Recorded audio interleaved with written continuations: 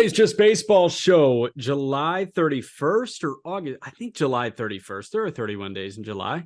31 days in July. That's like one of Okay. the only months that I know for sure there's 31 days because I know that the August 1st trade deadline is the next day. Shit, at least you knew. I thought it was like August 2nd for some reason because I think the COVID year was like September 2 or something, and then it was August 2 and 21.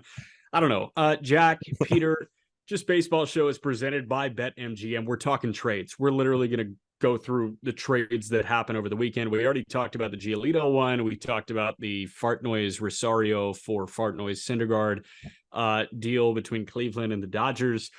So we're going to talk about all the ones that went down after that. No Walker Buehler today. That will be released as an additional episode. Buehler having some travel issues. So we couldn't catch him on Sunday night. You will get that as an additional episode. So yes, Walker Buehler this week, just not for the Monday morning episode. But Peter, as always, brought to you by BetMGM, the king of sportsbooks. Sign up and deposit into your newly created account using promo code JustBaseball. Download the BetMGM Sports app on iOS or Android or visit BetMGM.com. Place your first bet offer and receive up to $1,000 back in bonus bets if it loses. If the bet does lose, your bonus bets will be available once the wager is settled. Remember, gambling problem? Call or text 1-800-GAMBLER and must be 21 or older. I'm excited to talk to Walker this week, though, because the Dodgers themselves made a lot of moves. I want to hear, because I know I saw him hyping up the move, getting Kike Hernandez back to Los Angeles. And of course, he got a couple other guys. Yes. And I know he put out a photo of him and Joe Kelly running out of the bullpen together when they won the World Series in 2020. So yeah, I got to talk about the Dodgers with him, but we're going to talk about the other ones from the weekend. Max Scherzer to Texas, J-Mont to Texas, Jordan Hicks to Toronto, Lance Lynn and Joe Kelly to the Dodgers. We are going to hit that one. Kendall Graveman to Houston, David Robertson to Miami, and Carlos Santana to Milwaukee. But you want to start with the biggest one that nobody's talking about. The biggest fleece of the trade deadline so far is Nicky Lopez for Taylor Hearn. I know it doesn't matter all that much. Nicky Lopez is a middle infielder type, can play a bunch of different positions, known for his defense in the 96th percentile of outs above average this year, and he at least walks a lot. He's got an 11.4% walk rate to go along with his 323 on base percentage, but he's got a 604 OPS. It doesn't really matter much. And Taylor Hearn is more of a spot starter, right middle relief guy, never truly made it in a rotation, has been bouncing around. But Taylor Hearn was just DFA'd and was available for simply cash a week ago. The Braves picked him up for nothing and then flipped him to the Royals for Nicky Lopez. It's not some no-name prospect.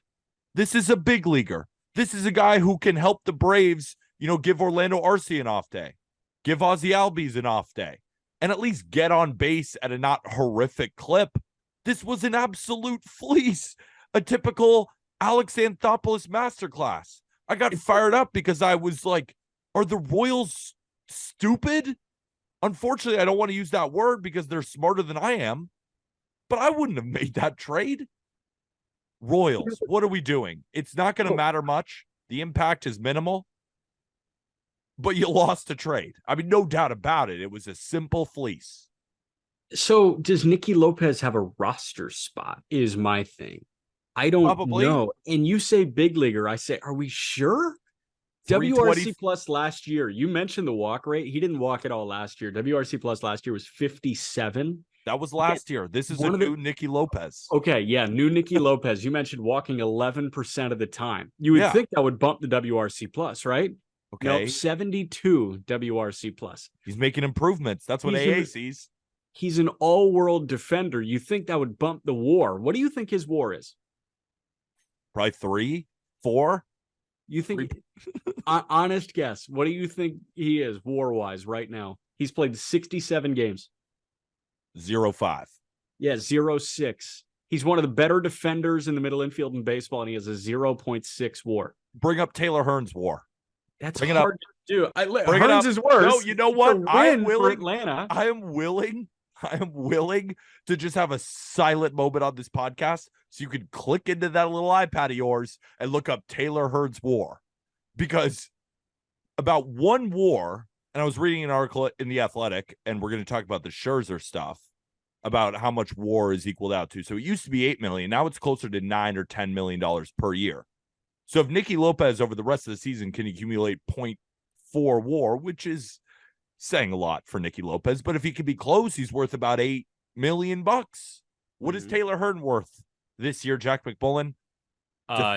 Getting after Nicky Lopez when he's an elite defender and he's at least trying his best out there. And now he's a Brave. He's probably going to be awesome.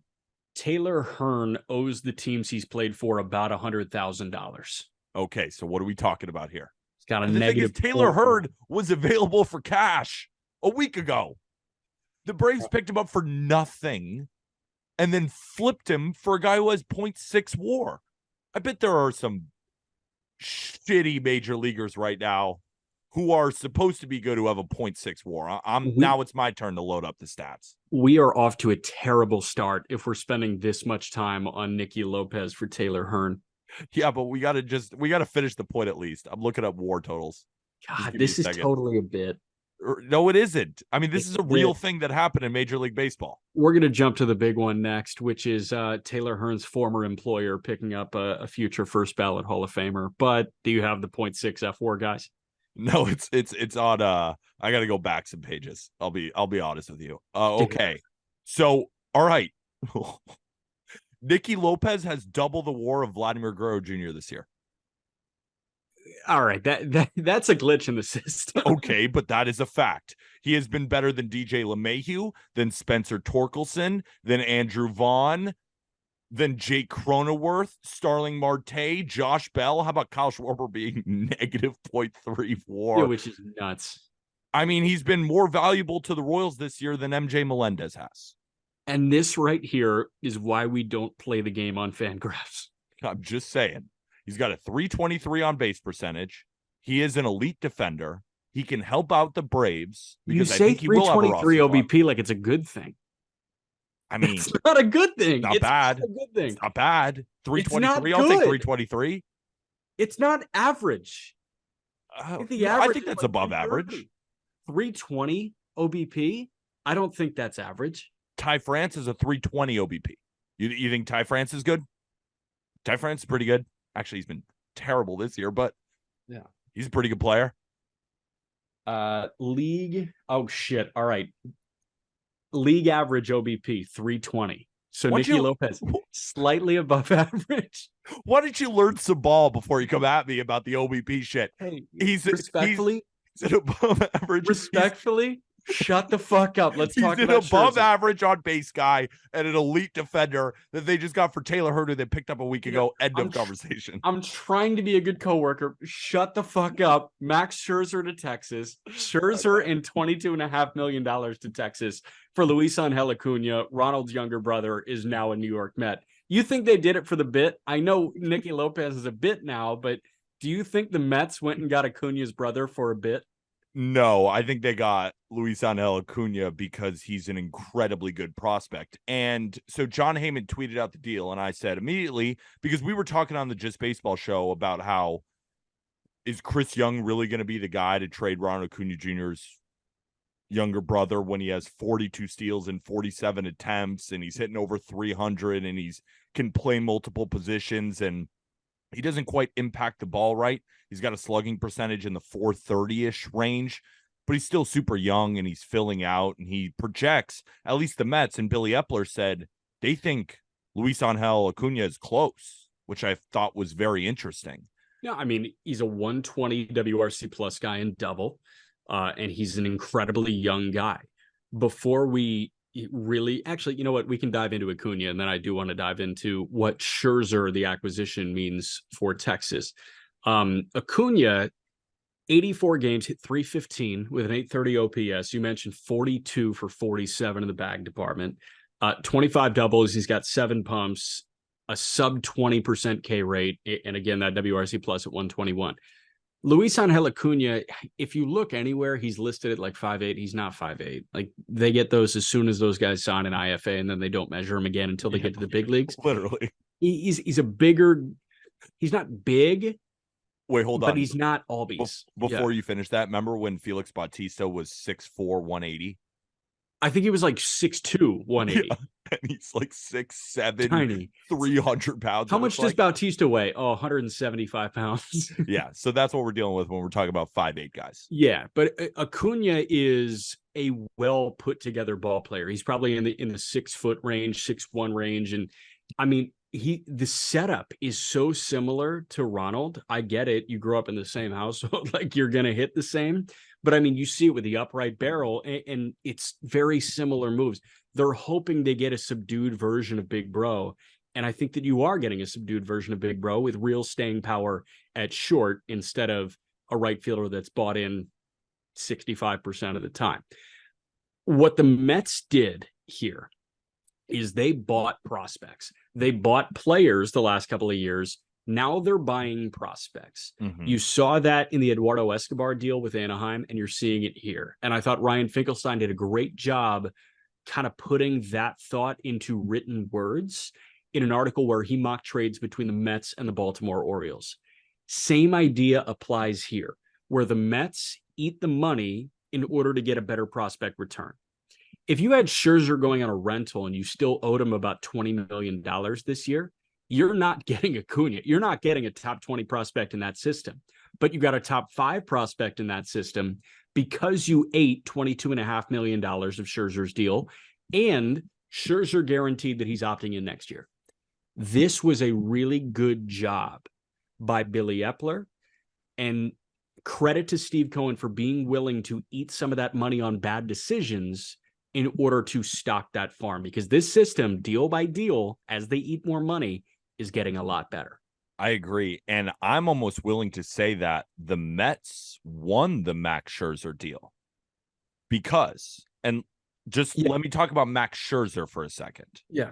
Max Scherzer is not the Max Scherzer that we're accustomed to, right? Across the board, right? We're looking at velocity, down a tick. Velocity has been down on all of his pitches this year. And what it's resulted in is the lowest strikeout rate of his career and one of the highest walk rates of his career. He's got a 4.01 ERA and a 3.65 expected ERA. A lot of the pitch data, a lot of the peripherals are telling us that Max Scherzer is a lot closer to a very good 3 or a solid 2 rather than the multiple time Cy Young Award winner that we're used to with Max Scherzer. And he's very expensive. Now, the Mets are going to pay some of that deal, but if we're talking WAR totals, he's not at 1 WAR this season. So he hasn't even been worth the $9 million that's standard with paying per 1 win above replacement. So the Rangers are still going to pay north of $20 million for Max Scherzer's services. I think in total, no, it's definitely more than that. Do you know the exact dollar amount? 22.5. I think they're covering the entirety of the remainder of the year for Scherzer. And then they're going to pay some more next year too. They're paying I don't think the Mets are paying more. I think the Rangers just have him for like 43. So the language was 22.5 going from New York to Texas. So the Mets, based on what I'm seeing on SpotTrack right now, the Mets are covering all 43.3 that Scherzer's owed this year. I guess, you could have the Mets cover what, they paid him when he was on the roster, and then you'll have the Rangers cover the remaining $20 million. But it looks like the Rangers will pay 22.5 and the Mets will pay the remainder in 2024 because Scherzer exercised that player option. So he's in. So if you want to look at it from cash alone, the Mets are covering 22.5 of the 43 that the Rangers would owe Max Scherzer in 2024. So you're getting Scherzer for, I don't know, 20-ish million dollars. $20-ish million for all of next season, the playoff run, and the next 2 months. Is that what you're saying? Yes. Okay. So that is about what he's worth right now, which I think the Rangers told the Mets, being like, just because you guys overpaid doesn't mean we have to. Now, when I say I think they might have won the deal, it's very specific circumstances and it's within a vacuum, right? Knowing that Steve Cohen doesn't care about money, so he's not working within the same constraints of other owners, and knowing that I'm a big believer in Luis Angel Acuna. I've seen comps similar to Ozzy Albies. I'm curious about your thoughts on that comp, but I think he has a little bit more speed. I don't see Ozzy Albies stealing 40 plus bags in the minor leagues. And less juice. Albies is like a 30 homer threat. Acuna's not that. But I think Luis Angel Acuna might have better bat to ball. We'll see.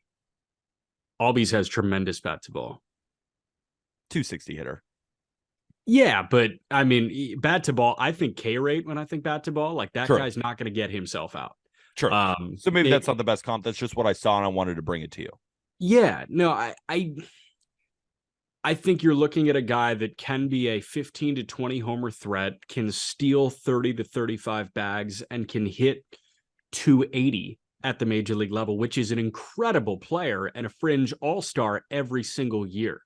So, like, no, he's not Bobby Witt Jr. level ceiling where you're turning around 102 and hitting a walk-off grand slam on that, which, by the way, holy shit, that swing. I don't know how that happens. But he's no slouch by any stretch. I think that he's probably a bit more dynamic than Albies is, but Albies was like 35 and 100. Luis Angel Acuna is just never going to be 35 and 100. So if he is that player, let's say he's even a little bit less. Let's say he's 3 wins per year, because I think he can play good defense at multiple positions.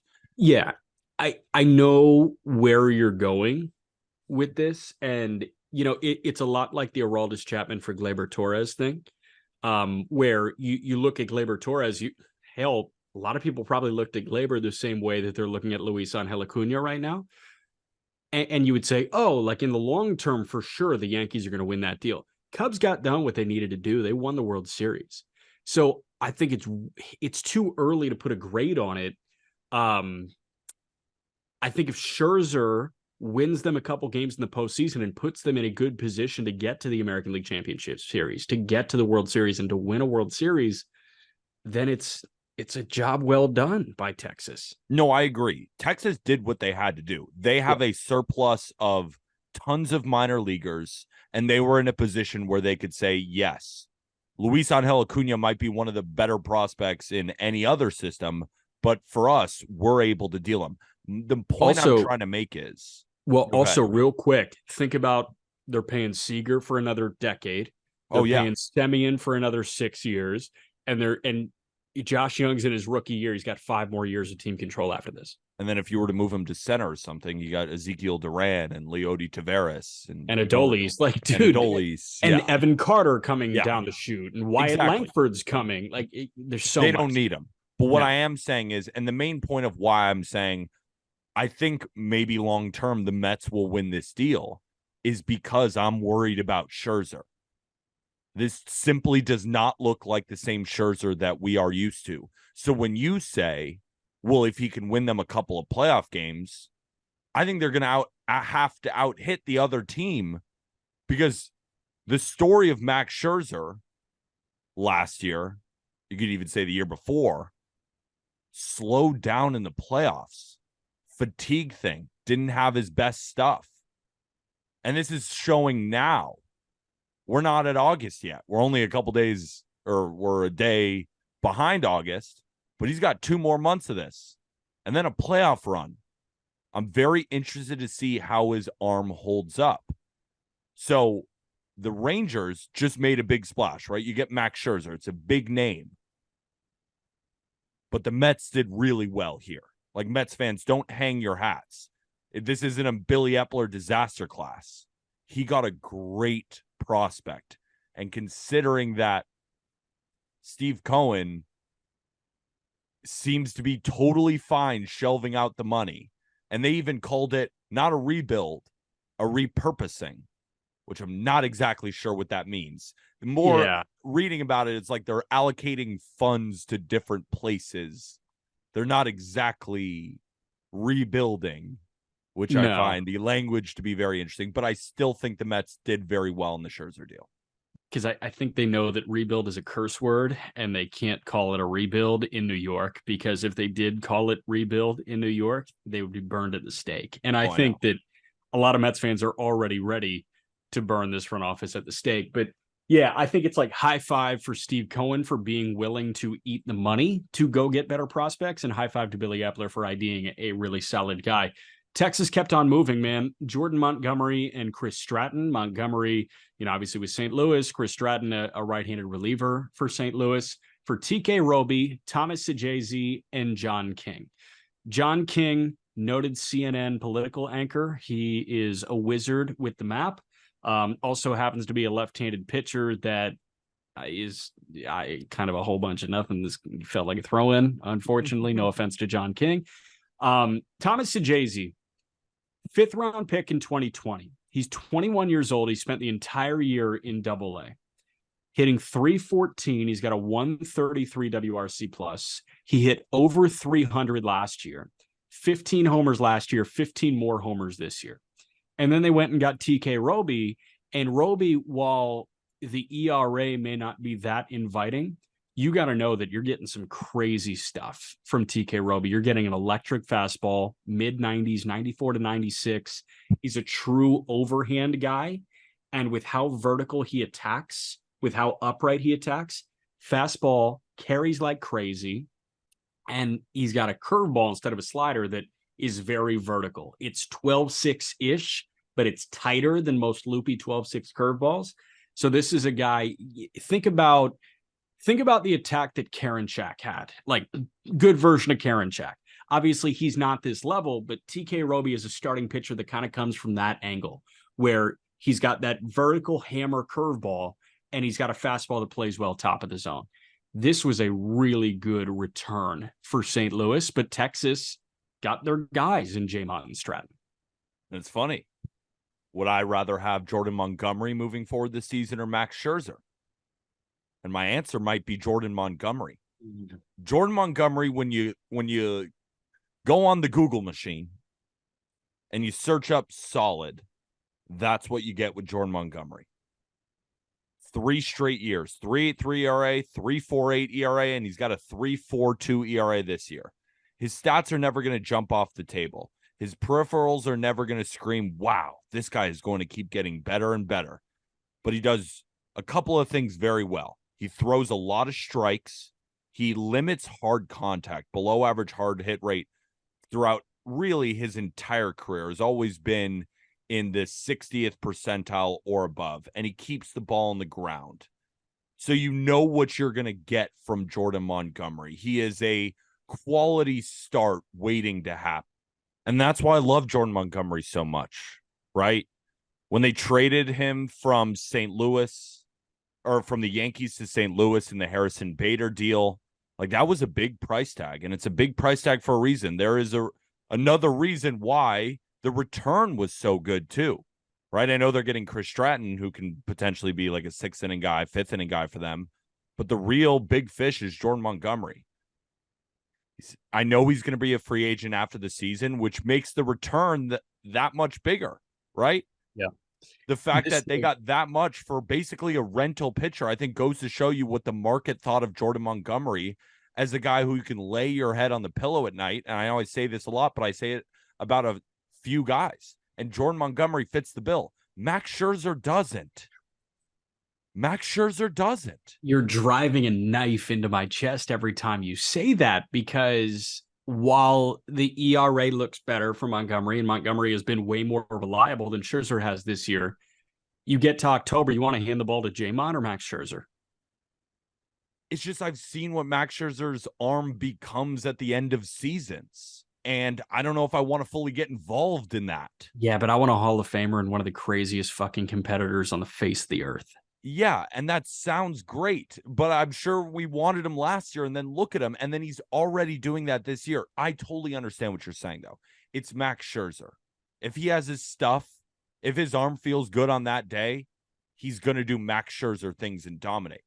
I'm just saying, from what I've seen from him this season, velocity down across the board, lowest strikeout rate of his career, highest walk rate, 4 ERA, 3.65 expected ERA. The other peripherals say the same thing. This is not the same guy. And he's not exactly trending in this incredible direction. I think as the season gets longer and then we get in the playoffs and he's forced to throw all these innings, his arms, he's 39 years old. Jordan Montgomery's 30. He's right in the prime of his career. Until his arm falls off, I'm just going to say I'm going with Max Scherzer because he's Max Scherzer. And that's unfortunately. Fine. So, yeah, man, I mean, think about what St. Louis did last deadline when they were buyers. Yes, they got Montgomery from New York, but they also got Jose Quintana. They got Quintana and they got Chris Stratton. Do you remember what the return was that went to Pittsburgh? Yeah, we were just going over it. It was now I forget on the spot. It was Johan Oviedo. Yep. And Malcolm Nunez. Yes. Nunez is in the 15 to 20 range in the Pirate system. Pirate system is really good. Johan Oviedo is a starter moving forward for the Pittsburgh Pirates. That was a guy that was very successful as a reliever in the big leagues. He was, kind of working through some stuff as a starter in AAA. They went and got him, and all of a sudden they found a piece moving forward. I think in a year or two, we could be looking at a healthy TK Roby and saying, damn, like they got him for a couple months of Montgomery and Chris Stratton. But yeah, man, like that's the price of a really good starter. That's the price of a 3.4 ERA guy. And like you're mentioning, a walking quality start so far this year. So yeah, I'm with you. This was a big return. And Sajazi was a big pickup here too. But that's the price of Jordan Montgomery, especially in a seller's market. Exactly. And just to go back to your point, the Cardinals did really well here, right? We're talking about all these big fish leaving, and it's from teams who didn't expect to be selling at all come the deadline, and teams who don't normally sell, right? When's the last time the Cardinals were selling off big-time pieces? Never. When's the last time the Mets, at least in the Steve Cohen era, they never thought they'd be selling for the next decade. Yeah. But just going back to Max Scherzer for a little bit, because I was just looking into him, because I've watched him so many times this year and I'm just left disappointed, I felt like, with every start. So run values by pitch type, right? So how well are they hitting off specific pitches? In 2021, when he was with the Dodgers, 18 run value against the four-seamer, 12 run value against the slider. Absolutely elite numbers. In 2022, 13 run value against the four-seamer, 18 run value against the slider. Again, elite numbers. This season, 4 run value against the four-seamer, -1 against the slider. You go through all of his different pitches. His four-seamer and his cutter by run value have been his best pitches. He's got the lowest ground ball rate of his career. That cutter and that fastball are down in velocity, and I don't think they're going to increase as the season goes along. I'm a little bit worried about Max Scherzer is all I'm saying. That's why I wanted to come in saying I think the Mets won the deal, because if I am the Mets and I'm committing to this repurposing, I love the return of Luis Angel Acuna, and the Cardinals, what they gave up and got back was a lot, but I think the Jordan Montgomery move is actually going to prove to be the more impactful arm for Texas moving forward. And the Rangers got both of them, which is really cool. And they have created depth after Jacob deGrom went down, and you got Eovaldi hitting the IL with a forearm strain, which, I hope it's all okay.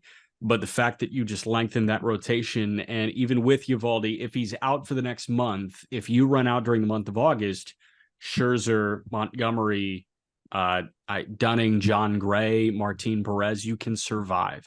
And I think that they just found a couple of survival pieces to make them continue to look like one of the best teams in the American League. Yeah, this was just one more point. This was a team that absolutely needed starting pitching. And they got 25th in ERA, 29th in FWAR last 30 days going into the trade deadline. They were playing around 500 ball this past month. They needed starters because they've been going with guys like Cody Bradford and Martin Perez. I mean, he can't make starts for them down the stretch anymore. Andrew Heaney, you never really know what you're going to get. The Rangers won that game 13-5 against the Astros. wasn't really because of Heaney. It was because the Rangers scored 13 runs. Nate Eovaldi goes on the IL due to a forearm strain, and people are still unsure if he's going to be back before the playoffs, right? I think he will be, but still, you're going to be without him for at least a couple of weeks, maybe more. They needed to make these moves, and they got it done. And why we talk about the Rangers being in such a good position is because they still have so many good prospects that they didn't even touch. Yeah, no, they are building for the future, and they saw a window to attack this year, and they're really attacking it. Moving forward, quick conversation before we get into Jordan Hicks about our friends at Homage. Great stuff that Homage has given us. You mentioned your Keith Comstock shirt. I've mentioned my Expos hoodie and my White Sox shirt. We've got a deal running with Homage right now. Use promo code JustBaseball20 on homage.com, HOMAGE, through August 7th. So you have all week long to get your gear from Homage. Incredibly soft, yes, but the designs are just flat out cool. And we've got great stuff going on with them. Just Baseball 20, all caps, Just Baseball 20 will get you 20% off your entire order with no minimum spend required. You buy a shirt, you get 20% off. It will not stack with other site-wide promotions. It's available to new customers only, limited one use per customer. And again, offer ends on August 7th. So go get your Homage stuff. Cool? Cool. They're great shirts. Go Excellent. get one. Not even just to support us, support yourself. They're great shirts. Moving to Toronto. Toronto got better in the bullpen, especially with Jordan Romano hitting the IL with a lower back issue. It was really hard to watch Romano walk off the hill this weekend because it was so ginger and his back was obviously so tight. They got Jordan Hicks from St. Louis for Sem Roberts, who we saw throw on the Futures game, and Adam Kloffenstein. Real quick on Sem Roberts, kind of funky arm slot. He's from the Netherlands. Lanky guy, low 4 ERA in double. They could send him either to Memphis or send him to Springfield, keep him in double. And then Adam Kloffenstein, short season in 2019. This arm, he was low 2s in Vancouver. Then post-COVID, he really struggled in high A in 21. He really struggled in double A last year. He's repeating double, and he's kind of found his footing there in a low 3s. Decent get, really. This is just Toronto going to get a guy on an expiring deal to help them in the back of that bullpen, and they needed it bad with Romano hitting the shelf. I'm really excited about Jordan Hicks on the Blue Jays. I think it was a great get because you go to Jordan Hicks' Savant page or wherever you look, and you see a 12.7% walk rate. And it's a little scary, especially for a reliever. You never want him walking that much. But the good thing is he's striking out a career high amount of batters at 31.2%. His previous high was 2019, where he barely threw anything. But the most data we have is from 2021, 2018, 2022, where his strikeout rate was in the mid 20-ish percent. Now it's at 31.2%. He's not allowing a lot of hard contact. Expected ERA is lower than his ERA. But the main thing is his command, which is the big issue with Jordan Hicks, is getting better month after month. In April, walk rate was 16-ish percent. May, very similar. Last couple of months, 8%. So he's cut that in half. The stuff is still electric. And he's a guy with career saves under his belt. So if you need to throw him in the 9th inning in order to lock down a win, he can do that. But the Blue Jays, they have a really good bullpen, right? Eric Swanson, Yimi Garcia, Tim Meza. Jay Jackson has a 0.53 ERA. The 35-year-old has been a stud. Genesis Cabrera looks awesome after he got DFA'd. I bet against him. There was a start where I think it was the Dodgers, where the Dodgers ended up winning. And I was like, Genesis Cabrera is available after he pitched the day before. Blue Jays fans are about to see what Genesis Cabrera looks like on a back-to-back. Shoved. I was like, damn it, I look like a moron. But Genesis Cabrera has been great for the Blue Jays again. So you add Jordan Hicks to the fold, let Romano rest his back, rest up for the playoffs. And they have maybe the best bullpen that we're going to see in the playoffs. I think it's that good. By a lot of these ERA estimators, Sierra expected ERA, they're 1 or 2. They have been phenomenal. And they add another really good arm who's trending really well right now. Who's the other one? Is it Houston? Yeah, Yeah, they're good. like they're so good. Yeah, they're pretty good. Ryan Presley is devil magic going on, and Brian Abreu is kind of my guy. And Hector Neris is great. Rafael Montero is the perfect example of why you don't pay relievers. Yeah. You gave Montero, what's Montero making? Is he making $10 million this year? He might be. I think it's more. I think it's 3 for 40. That's insane. And he's got a 6. He's a DFA candidate. Yeah, he's a $40 million deal. Yeah, it's not ideal. It's absolutely not ideal. Nuts. Yeah, so Hicks to Toronto for Sam Roberts and Adam Kloffenstein. The Dodgers, we're going to talk about this one. We're going to get deeper into it with Walker Buehler on the additional episode that'll come out, but just our take on it. Lance Lynn and Joe Kelly, the tandem to the Dodgers for Trace Thompson, who makes his 3rd tour of duty with the White Sox. Nick Nastrini, really talented double-A arm, and Jordan Leisure, who's a high strikeout reliever. Nastrini was probably 3 on the pecking order in that Tulsa Drillers rotation that I'm sure you've heard Aram talk about. Double-A affiliate for the Dodgers this year was unfreaking believable. Emmett Sheehan was the best one there. But after that, you had Nick Frasso, who was rocking a sub-2 for a while. Kyle Hurt was great. Landon Knack was still there, but you had Nastrini as well. River Ryan, I think, was there as well. But Nastrini, man, like, yes, he can struggle with command at times, and that in turn can burn him. But Nastrini's got some great stuff. He becomes the 2nd best pitching prospect in the Sox system after Noah Schultz. Good get for the worst qualified ERA in baseball and a $9 million reliever who, yes, throws 100, but has really struggled to get outs. Really struggled to get outs this year. Now, a lot of those ERA estimators would point to Joe Kelly being a lot better. Yeah, we'll see. They would say the same thing about Lance Lynn, and then he gives up 7 earned runs in a start. So we're still waiting on those X stats to kick in. But what I will say is the Dodgers probably looked at that and said, if they come over here, maybe there's a little bit of that bounce back factor, because Joe Kelly with the Dodgers. Joe Kelly in big moments. Yeah. And Kelly in like big moments, high leverage moments. He just got out of one this weekend.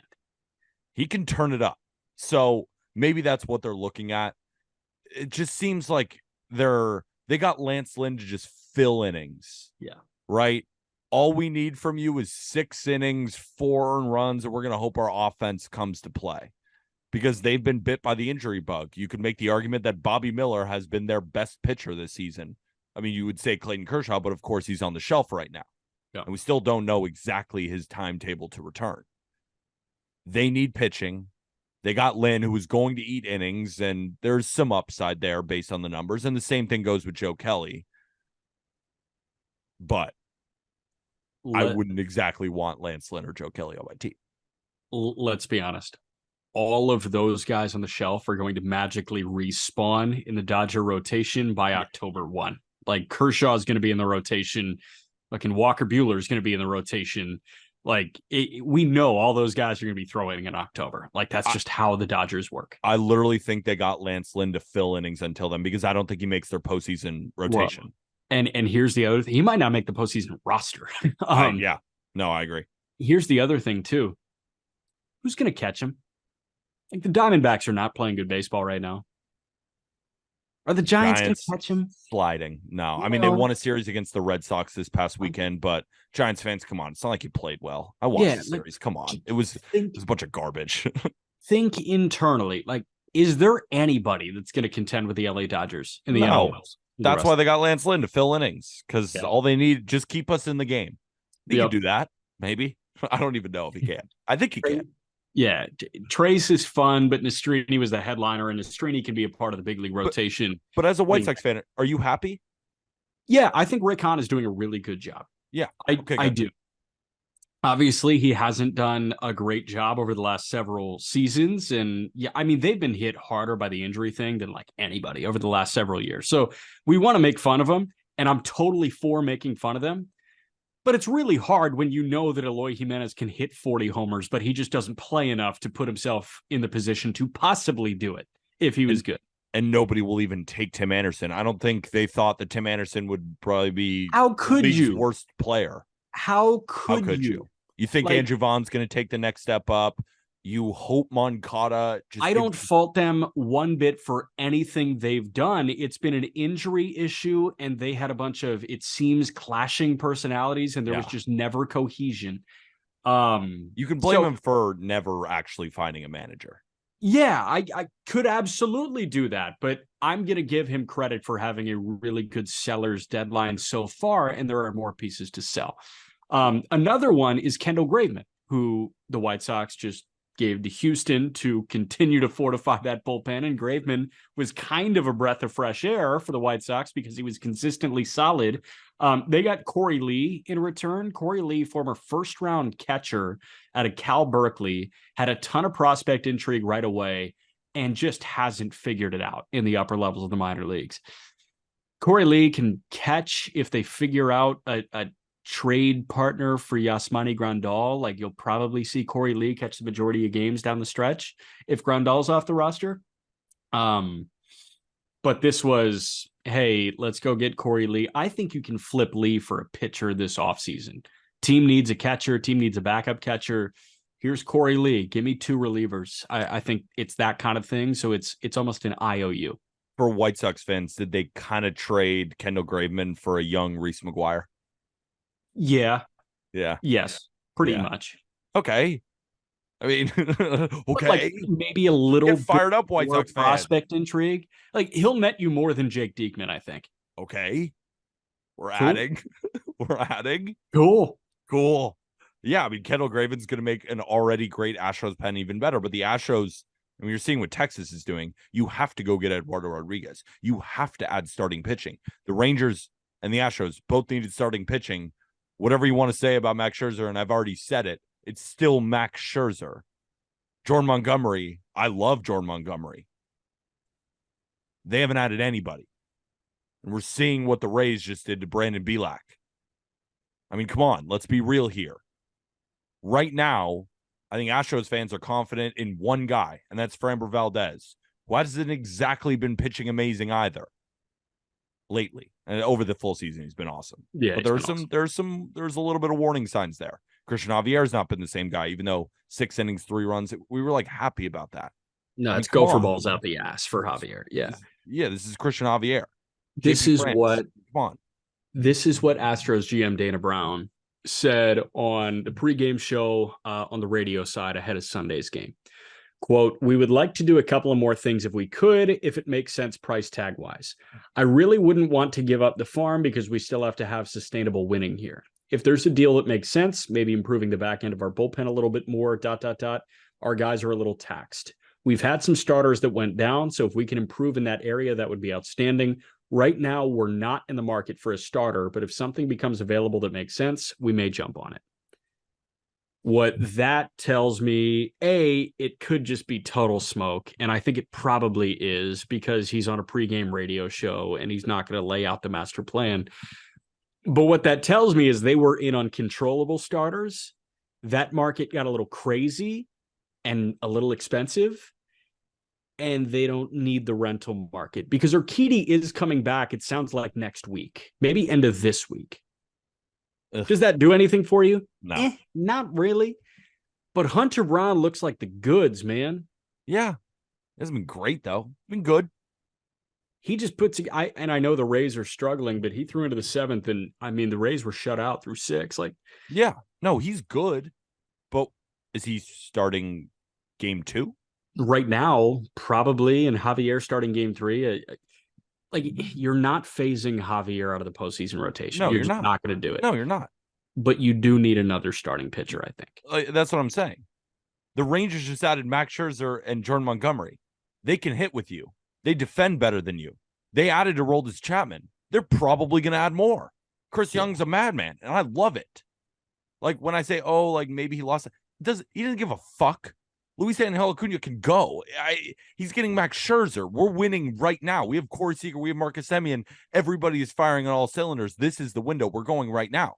The Astros, dare I say, that quote, which could be a complete smokescreen, but if he meant it, sounds a little cocky.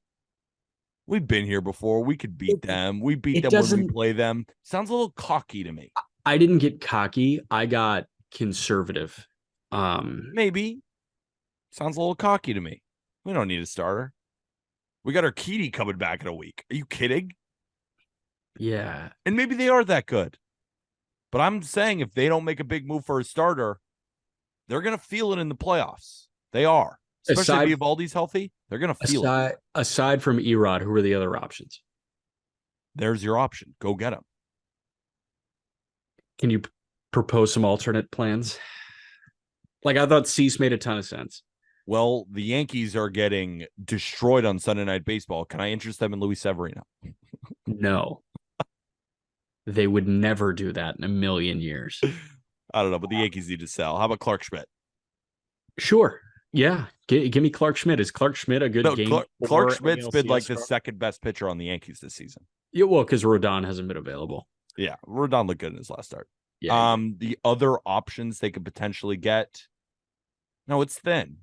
It's thin. I'm not going to sugarcoat it. Especially with Stroman coming off the market now.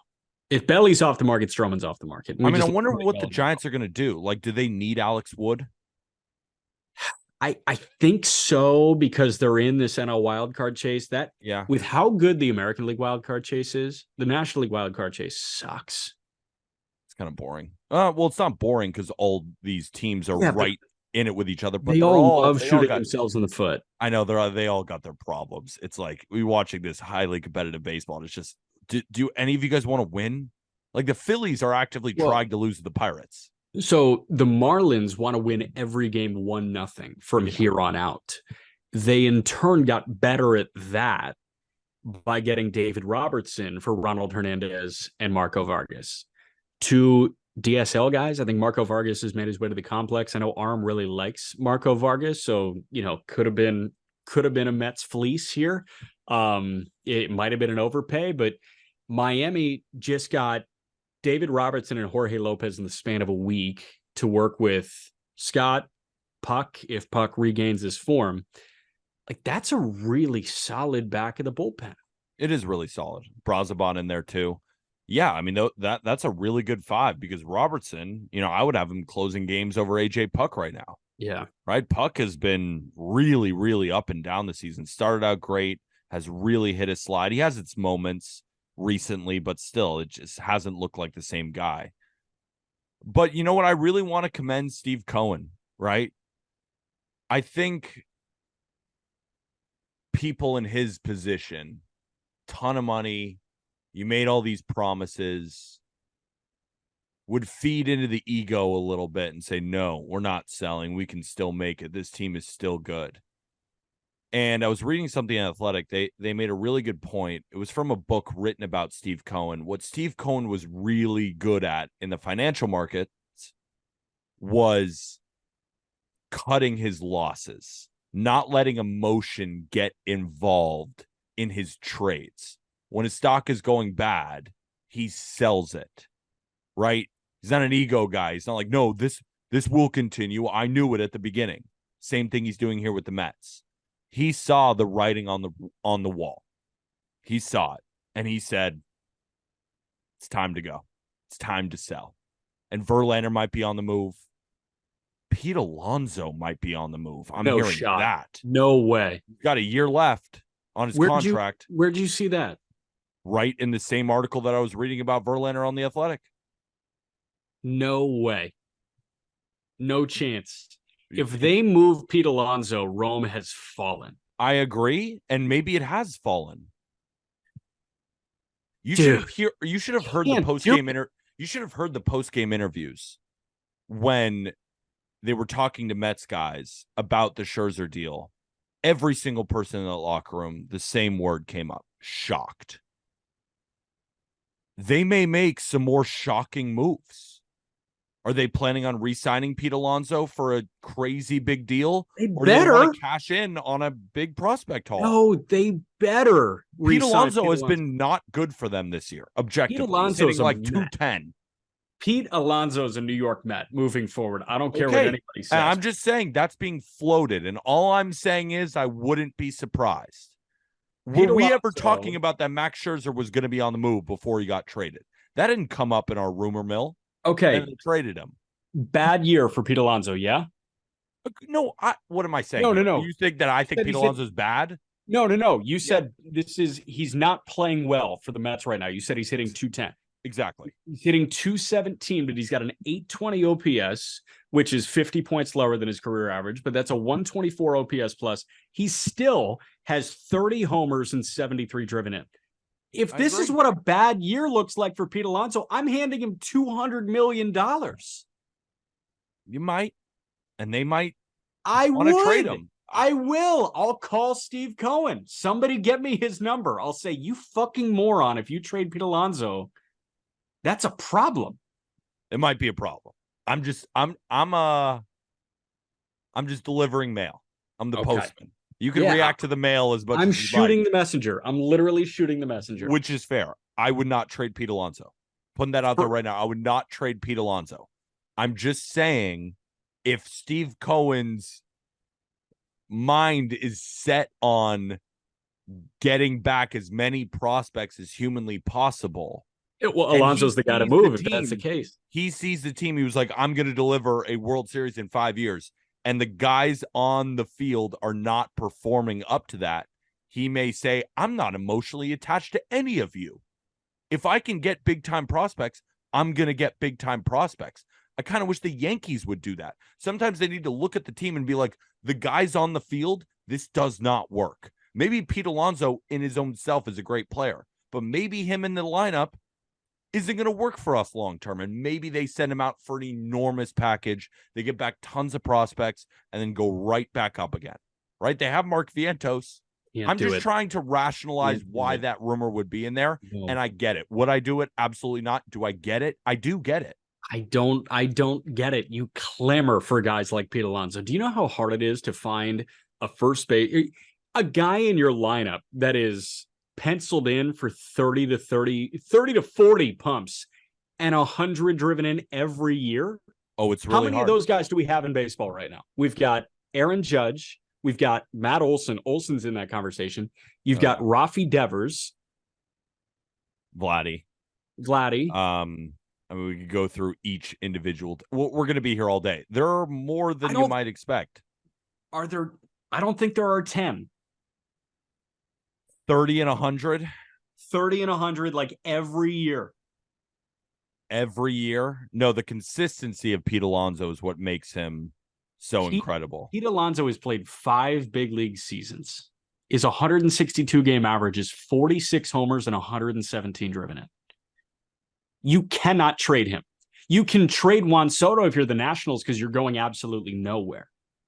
You're not moving Francisco Lindor. You're not moving Brandon Nimmo. You're not moving Kodai Sang. Like, you have good. But those are all new deals. Those are all new deals. That's what I'm saying. So Pete Alonso on a new one.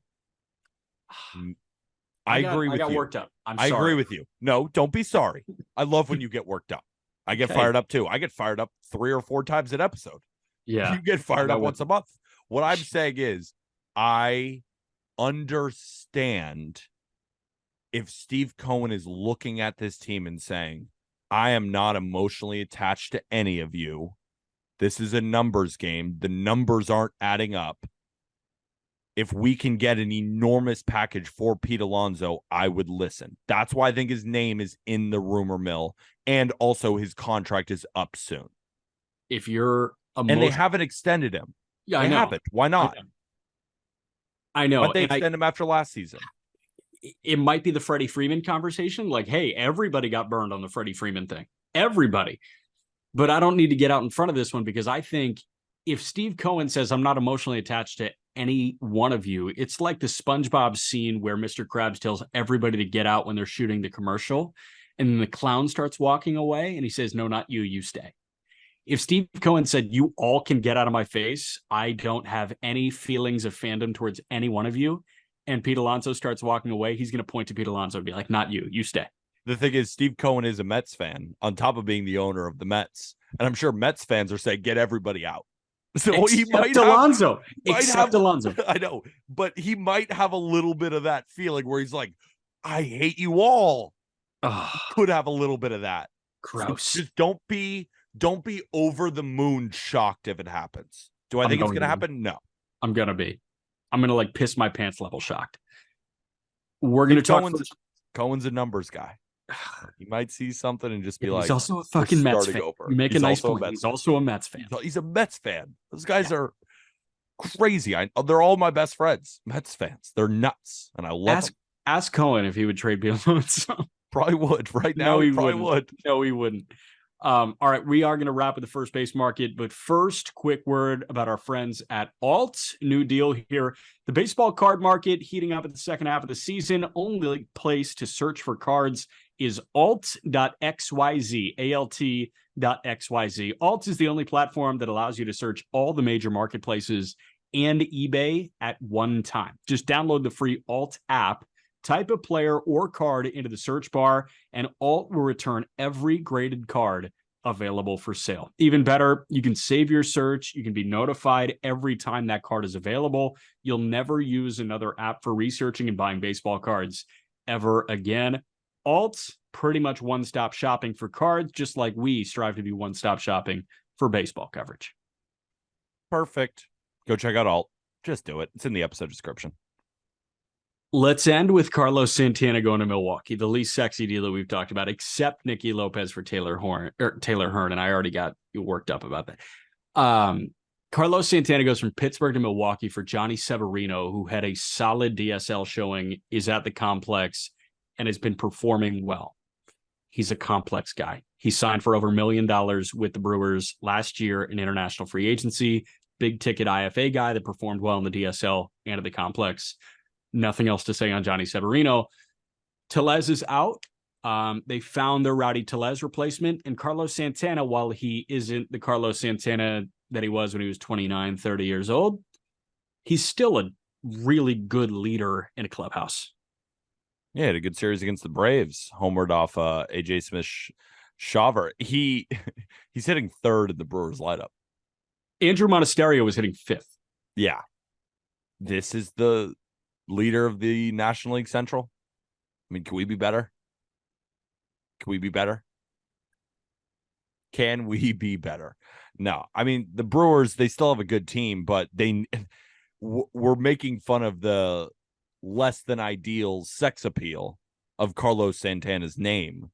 But at the same time, this is, at least for the Brewers' sake, a relative big get for them.